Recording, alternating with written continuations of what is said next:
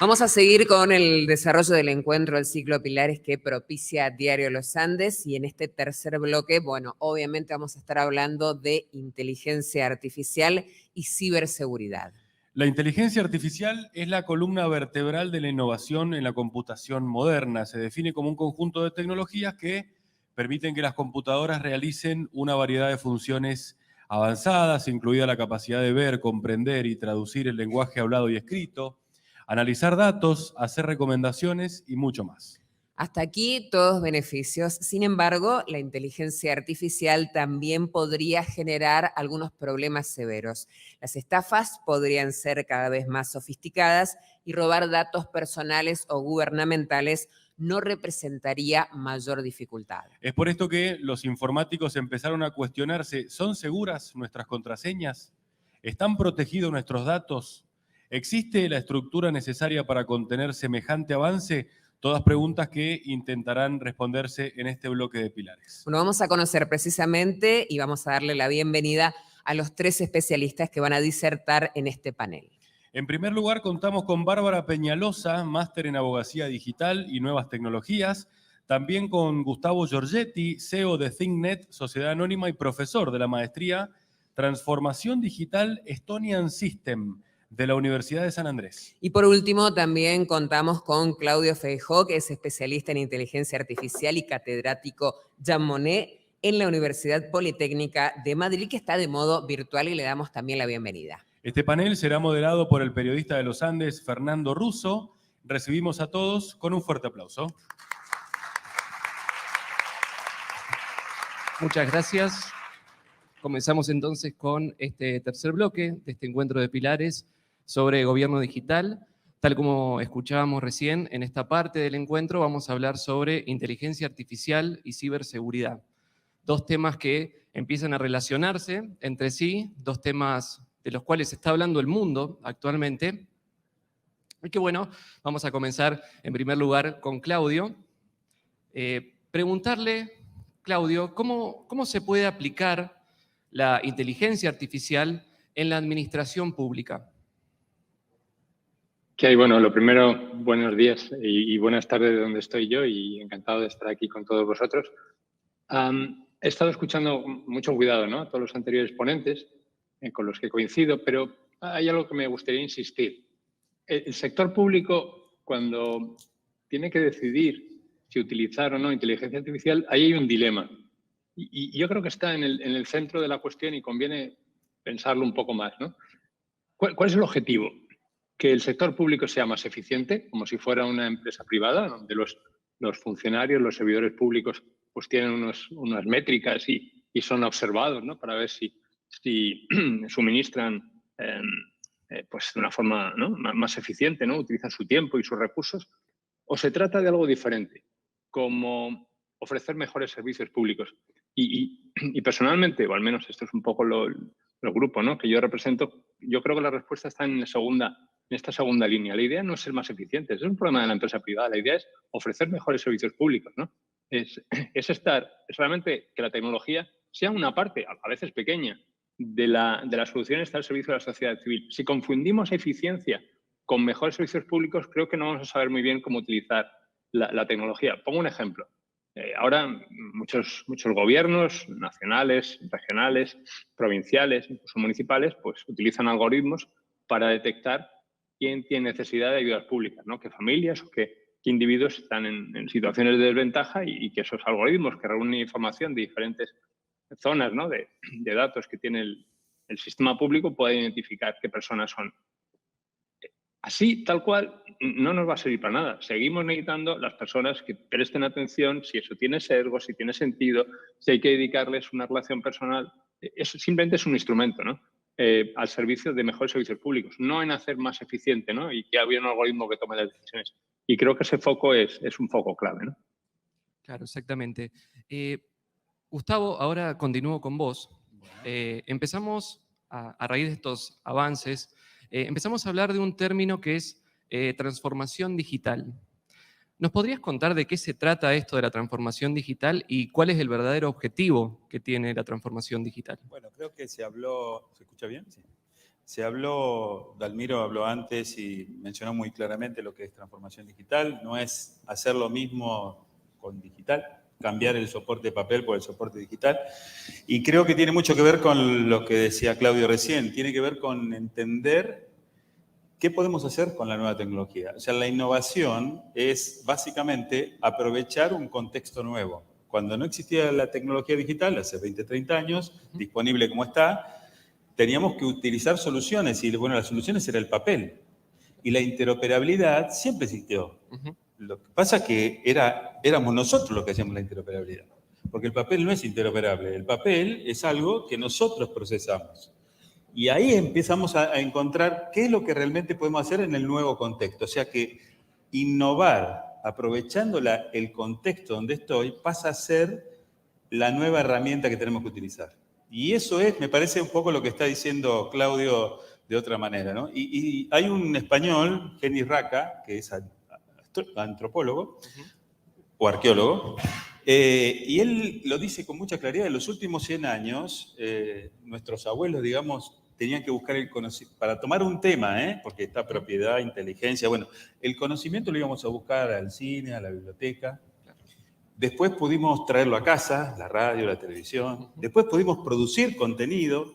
Ahora estamos publicando contenido y yo me animo a estirar esos 100 años, que no lo completó todavía por lo menos, pero para mí inteligencia artificial es interactuar con el contenido, conversar con el contenido. Si empezamos a entender este cambio de paradigma, que es el significado que le damos a contenido, empezamos a aprovecharlo, porque si no, nos quedamos en el modelo anterior y lo único que hacemos es digitalizar. Claro. Cambiar el significado de las cosas para mí es el secreto de poder avanzar en esta nueva era digital. Claro.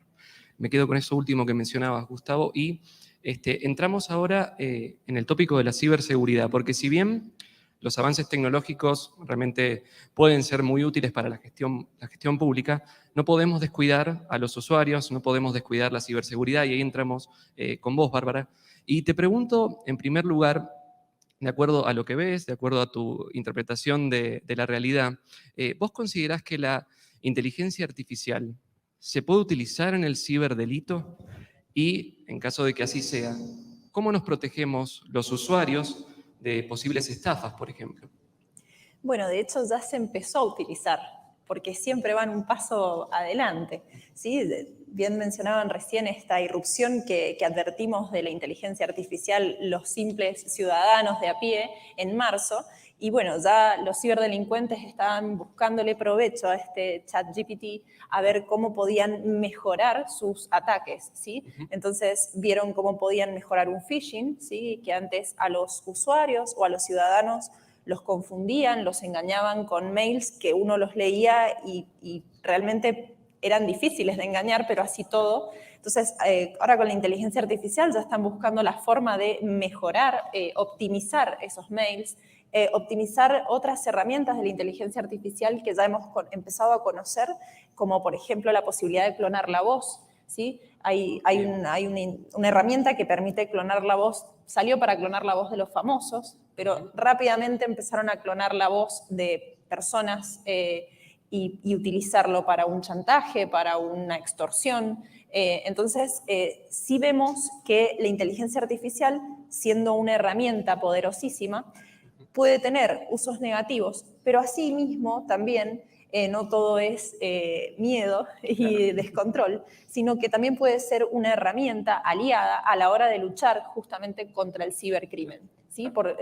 Es una herramienta muy poderosa con la posibilidad de aprender y de prevenir situaciones de cibercrimen. Claro, perfecto. Tomo eso último también, Bárbara, y ahora te pregunto, Gustavo, trasladamos la ciberseguridad a el Estado. ¿Cómo puede hacer el Estado para trabajar de una forma integrada con cada una de las partes del Estado en justamente tratar de evitar estos ciberdelitos, por así decirlo? De acuerdo a tu experiencia, si nos podés contar. Bien. Bueno, estás preguntando cosas triviales, así que la respuesta va a ser trivial. Yo creo que acá el problema, y ya lo nombraron se viene comentando, el problema es la interoperabilidad. ¿Por qué necesitamos resolver el problema de la interoperabilidad? ¿Y por qué Estonia es Estonia? Porque Estonia, y Andrés me va odiar con lo que voy a decir, no es el país más adelantado del planeta. Es el país más interoperable del planeta. O sea, ellos tienen un 97% de interoperabilidad. 3% quiere decir que el 97% lo hacen las máquinas hablando entre ellas y el 3% las personas. En ciberseguridad sabemos que, lo acaba de decir ella muy bien, Bárbara, nos engañan permanentemente. Y ahora encima vamos a ver a nuestro hijo hablando y diciéndonos que paguemos un rescate y no existe ese rescate. Entonces, en ciberseguridad se habla de la exposición, ¿no? ¿Qué expongo yo? O sea, si yo tengo una casa y tengo 10 puertas y todas las puertas sirven para entrar y salir, evidentemente tengo un problema de seguridad. Bien. Normalmente lo que hago es, no voy a una propaganda, compro una puerta ADO, que es muy rígida, muy dura, que tiene unos candados espectaculares y entonces me cuido mirando esa puerta, no mirando las 10 puertas. Bueno, Estonia tiene una sola puerta para todo lo que es sistemas y eso es X-Rob. X-Rob es eso, es una puerta segura para toda la transferencia de información entre sistemas. ¿Qué queda? La ciberseguridad también, por supuesto, de las personas. Y ahí a los estonios también se los pueden engañar con inteligencia artificial. Claro. Pero digamos que es eso. Y el otro tema importante que está atrás de esto es que la evolución humana ha detectado cuáles son las mejores arquitecturas para interactuar. En el ser humano se llama la lengua franca. O sea, los antiguos hablaban, todos se escribía en griego, los romanos pusieron el latín. Hoy todos algo de inglés tenemos que hablar para poder hablar con un chino. Claro. Sin que el chino sepa español, ni yo sepa chino. Bueno, Estonia hizo la lengua franca de la interoperabilidad, hizo el X-Rob. Eso es. Claro. Que me parece que ese es el gran hito que tenemos que descubrir, ¿no? Pero todos los desarrollos, no importa de qué nivel, ChatGPT, lo que sea, necesita datos de otro. Claro. Y ahí es donde aparece la necesidad que se marcaba, Dalmiro la marcó con toda claridad. Si no se interopera, no se aprovecha la potencialidad que está dando un nuevo ecosistema. Bien. Continuamos hablando ahora de inteligencia artificial y seguimos enfocados en la gestión pública. Y ahora te pregunto a vos, Claudio, ¿cuáles son los mayores desafíos para el uso de la inteligencia artificial en la administración pública y cómo se pueden llegar a resolver? Vale, voy a contestar esa pregunta, pero no me puedo resistir a mencionar el caso de Estonia, porque creo que nuestros países, ¿no? Argentina, España, otros, son un poco más complejos. Es mucho más fácil, y eso está relacionado con la pregunta que me hacías, es mucho más fácil conseguir transformación digital o interoperabilidad en un entorno pequeño donde, digamos, hay también una sola arquitectura funcional, ¿no? De los servicios públicos, mucho más complicado en países federales que son un poco los nuestros, ¿no? Con diferentes niveles de gobierno mucho más grandes y que han crecido de diferentes maneras. Con respecto a un poco a la pregunta que me haces, yo creo que se ha mencionado antes, ¿no? La cuestión en los panelistas anteriores, ¿no? Que hay muchos casos de interés, ¿no? en diferentes niveles, en el local, en el regional, nacional e internacional, ¿no? Por poner un ejemplo, que no sea todo tan teórico, ¿no? Todo el mundo tiene ahora chatbots, ¿no? Para intentar atender al público. Esto es probablemente irremediable, porque de esa manera, pues seguro que casi a cualquier hora a alguien le puedes atender e incluso si el chatbot está bien definido, pues puedes darle una respuesta que sea útil, ¿no? Y es por lo tanto parte de ese mejor servicio público que creo que tiene que ser el destino. Pero al mismo tiempo es absurdo si no ponemos una persona en el bucle. Yo creo que un primer desafío es este. Siempre tiene que haber un camino en el que hay alguien humano en el bucle. Si perdemos este punto de vista y perdemos ese toque humano, esta posibilidad, o si lo mandamos todo a sistemas interactivos o inteligentes, hay algo que se pierde por el camino. Esto es una cuestión. Otro ejemplo, para otro tema importante, es la compra pública o a lo mejor la selección de personal, ¿no? Ya en todas las grandes empresas tienen inteligencia artificial para elegir al personal que va a formar parte, ¿no?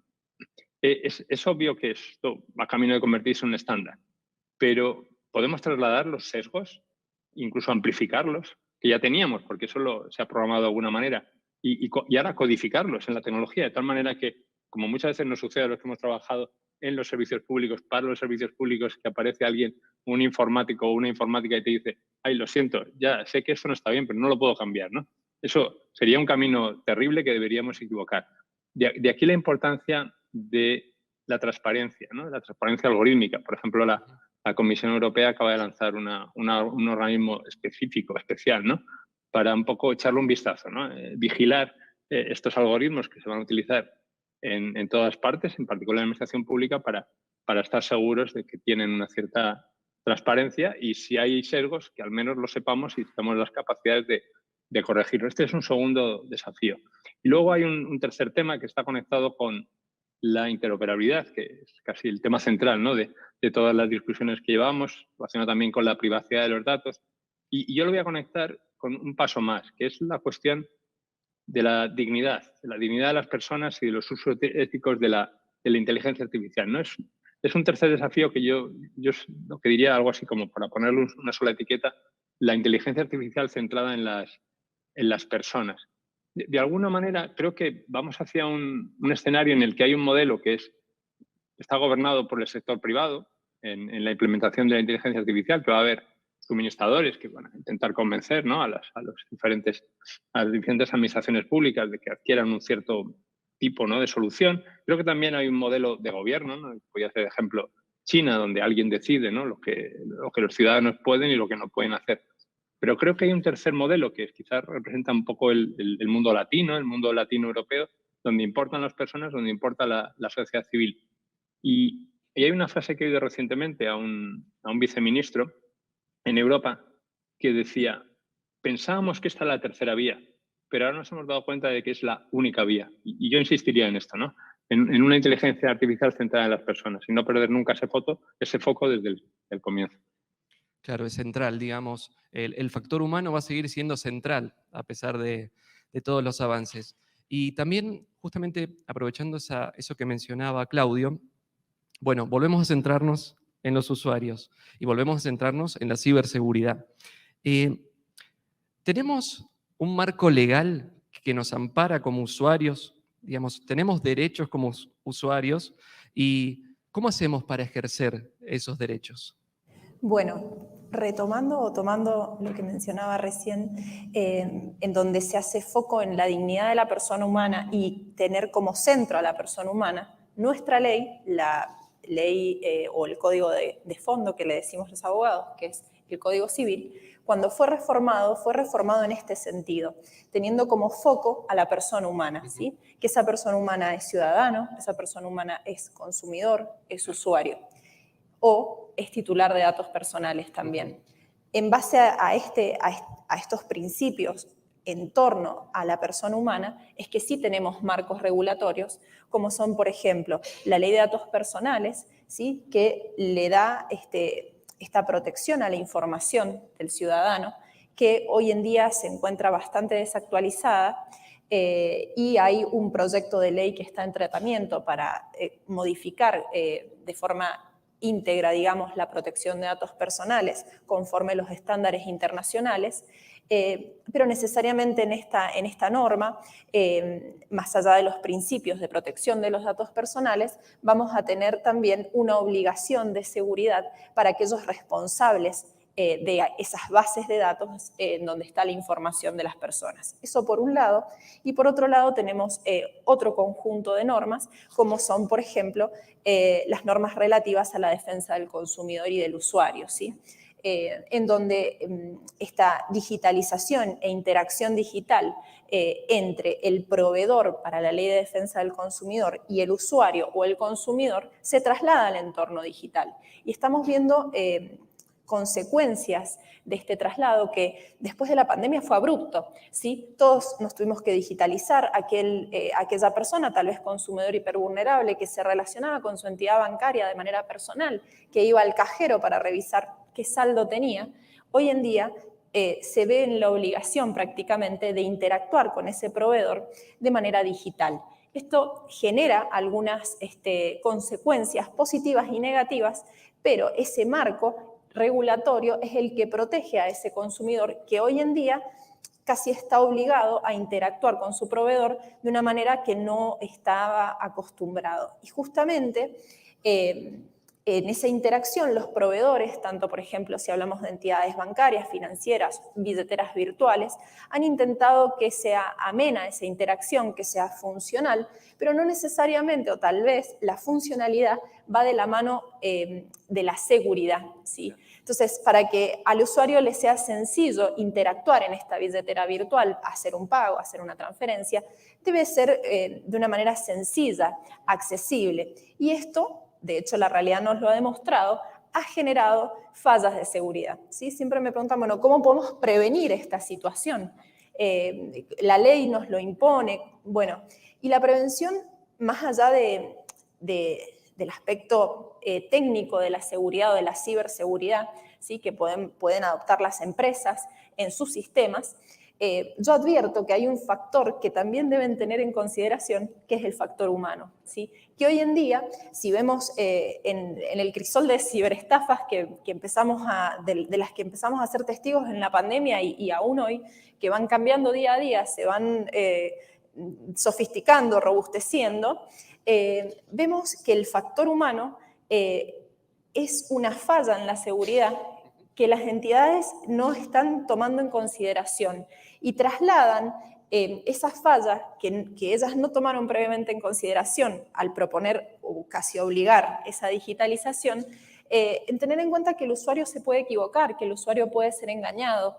Entonces, siempre se traslada la prevención al usuario. No, el usuario entrega las claves, el token, él fue engañado, no tuvo cuidado con sus datos, no tuvo cuidado con su dispositivo. Cuando en realidad creo que no tenemos que hacer el foco o tirar el peso en el usuario, sino que justamente el marco regulatorio en esta materia, que es la Ley de Defensa del Consumidor, obliga al proveedor a brindar la seguridad. Y si esa seguridad puede verse avasallada por un error humano, bueno, pues las entidades están obligadas a prever que el usuario que no está familiarizado con esa aplicación que tratan de que le sea funcional, puede llegar a ser esa puerta o esa ventanita chiquitita que quedó abierta sin seguridad y así permitió que los ciberdelincuentes ingresaran indebidamente al sistema. Es decir, que el rol del Estado sigue también siendo un papel fundamental también. Es decir,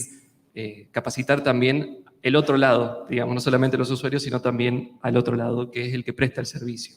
Así es, las normas están escritas, ¿sí? Porque siempre está esta inquietud de que tenemos que regular. Sale una nueva situación, hay que regular esta situación. Nosotros tenemos un sistema jurídico y legal que está basado en principios. Entonces, ante la irrupción, nosotros estamos hoy en día insertos en una revolución, la estamos viviendo, ¿sí? Dentro de unos años la van a estudiar desde afuera, nosotros la vivimos. No es que tenemos que correr permanentemente o el derecho debe correr tratando de brindar normas a cada situación que aparece. Las normas están, lo que sí se requiere son nuevas interpretaciones de esas normas. Y destaco lo que, digamos, mencionaba Dalmiro Garay cuando decíamos, bueno, la inteligencia artificial va a eliminar a los jueces, vamos a tener sentencias directamente dictadas por inteligencia artificial. Bueno, él dijo que no, porque siempre está la figura del juez advirtiendo la realidad. Y eso es lo que vamos a necesitar, es decir, un usuario, un ciudadano con una vulneración de sus derechos y una norma que ya está dictada basada en principios básicos que van a tener que ser reinterpretadas por el operador judicial, ¿sí? Por el juez, por el abogado que va a llevar el caso a la justicia y lo va a encauzar adecuadamente para obtener esa sentencia o esa decisión definitiva en un plazo razonable, que en términos digitales ese plazo razonable se acelera considerablemente. Bueno, para ir ya finalizando con este panel, voy a hacerles una pregunta a cada uno, si ustedes me las pueden responder de una forma breve. Termino con vos, Claudio. ¿Cómo se puede capacitar a los empleados públicos, bueno, algo de lo que veníamos mencionando, en el uso de las nuevas tecnologías, justamente para mejorar su capacidad de gestión? Pues, mira, mi opinión, aquí hay dos rutas, ¿no? Y creo que antes lo decía Juan Goula, lo importante que es esto, ¿no? Hay dos rutas. Una es tecnólogos, ¿no? Que se enamoran del servicio público y se convierten en empleados públicos. Pero esto es una ruta lenta, ¿no? Es quizá también más fácil, pero es lenta y probablemente necesitamos responder más rápidamente. La otra es suministrar a los que ya son empleados públicos, son especialistas en un cierto sector, en sanidad, educación, en otros ámbitos, los conocimientos para que sean capaces de gestionar la tecnología. Por este camino no van a ser tecnólogos, pero van a ser capaces de tomar decisiones sobre la tecnología, de lanzar proyectos, innovar, ¿no? Lo que estaba diciendo Gustavo, que es tan importante, de ejecutarlos, de evaluarlos, y también van a ser, muy importante, independientes de los intereses de los suministradores. Este concepto es el que nosotros, donde estamos trabajando, llamamos especialista funcional, ¿no? Estamos trabajando en un gran proyecto de implementar inteligencia artificial en los servicios públicos para hacerlos mejores. Y de hecho, publicaremos un informe al respecto, que ya está recomendado por la Comisión Europea, por la OCDE y pronto por UNESCO. Y creo que estará disponible para todo el que esté interesado, obviamente, ¿no? Va a estar en abierto. Pero creo que esta idea de especialista funcional, que significa que sabes de lo tuyo, que son los servicios públicos, y además eres capaz de gestionar la tecnología, es la clave si queremos dar respuesta rápida. Bien, perfecto, Claudio. Gustavo, tengo una última pregunta para vos. Si nos podrías contar, me parece que esta pregunta puede ser muy importante, sobre todo para Mendoza. Si nos podrías contar de qué se trata el proyecto del ecosistema digital de integrabilidad. Bien, bueno, ese es un proyecto que empieza, ahora voy a tratar de contestar también lo que Claudio decía de Estonia y los restos de los países, ¿no? En el año 2007 yo pude visitar Estonia, conocer el caso justo después del ciberataque que tuvo, y me vine con esas ideas para acá, y tratamos de hacerlas funcionar en la provincia de Neuquén. Después de 15 años de estar probando y de sufriendo todo lo que tiró en 2 segundos Claudio por su experiencia, empezamos a buscar soluciones para los problemas no de Estonia, no del XO, sino los problemas de nuestra cultura latina. Y así fuimos encontrando qué cosas le faltaban, qué cosas Estonia no necesita, pero sí nosotros necesitamos. Y de ahí surge lo que hoy se llama el ecosistema digital de integrabilidad, que tiene un montón de componentes, como por ejemplo, una novedad, esto es una noticia para tu currículum, primicia. El 10 de este mes, la IRAM, que es el instituto, como hizo en el mundo, está IRAM en Argentina, sacó una norma técnica, que se llama la norma de los EDI, de los ecosistemas digitales de integrabilidad, que es la 17610, ya se puede comprar, después podemos pasar el chivo, porque las normas se venden, lamentablemente no son bienes públicos digitales, como decía Francisco. Claro. Pero esa ya ayuda a cómo se debe conformar en este territorio latinoamericano, con otra idiosincrasia, ese tipo de cosas. Y la otra cosa interesante, que también tiene que ver con lo que decía Claudio muy bien, es que no podemos armar en un país federal una estructura centralizada, unitaria, digamos, para decirlo de otra forma. Entonces, en este momento, y también creo que es interesante, con la pandemia viento de cola, 6 jurisdicciones de Argentina ya cuentan con ecosistemas, con entornos, ¿vieron lo que hablábamos al principio? O sea, generar el entorno. Uno dice, ¿y con eso qué hago? No, ahora puedo innovar de una manera totalmente diferente de adentro, puedo empezar a interoperar con cualquier actor, con seguridad, con ciberseguridad, sin brechas en ese sentido. Bueno, eso es lo que está pasando hoy. Y lo tomó el COFEPUB, el Consejo Federal de la Función Pública. Entonces, ya tenemos 6 sobre 24 jurisdicciones, estamos hablando del 25%. Yo creo que en 2 años Argentina va a ser un país interoperable, a pesar de que en cada jurisdicción puedan estar usando tecnologías diferentes. Bien, perfecto, Gustavo. Bárbara, cerramos con vos. Perdón, sí, por supuesto. Mendoza lo está implementando, es una de las jurisdicciones. Bien. Y bueno, Paco, no sé si puedo decirlo, pero también la universidad está tratando de trabajar en este sentido. Bien. Hay municipio de Luján de Cuyo está sumado, Guaymallén también. O sea, creo que Mendoza va a ser uno de los más avanzados dentro de 2 años. Dentro de 2 años, bien. Bárbara, finalizo el panel con vos. Volvemos brevemente al tema de la ciberseguridad. Bueno, lamentablemente sufrimos una estafa, supongamos, ¿no? Como usuarios. ¿Qué hacemos después? ¿A dónde tenemos que ir a denunciarlos? ¿Qué se hace? Bueno, una ciberestafa suena así, pero simplemente está tipificado en el Código Penal como un fraude, es un delito más de acción pública, entonces yo simplemente debo acudir a una fiscalía, hacer la denuncia y allí será esa fiscalía, el fiscal, el que procure dar con ese delincuente que está cometiendo ese delito. No obstante eso, justamente en la Fiscalía solo se va a actuar en ese sentido, sí es necesario, dentro del marco de la Ley de Defensa del Consumidor, recurrir a un abogado e iniciar, las acciones judiciales pertinentes para solucionar la cuestión económica que ese usuario, en la que ese usuario queda inserta una vez que ha sido víctima de la ciberestafa. Muy bien, bueno, les agradezco mucho a los tres, Bárbara Peñalosa, Gustavo Giorgetti y Claudio Feijó desde España. Gracias y los esperamos nuevamente en algún momento de estos ciclos pilares. Muy bien, fuerte ese aplauso. Muchísimas gracias para todos.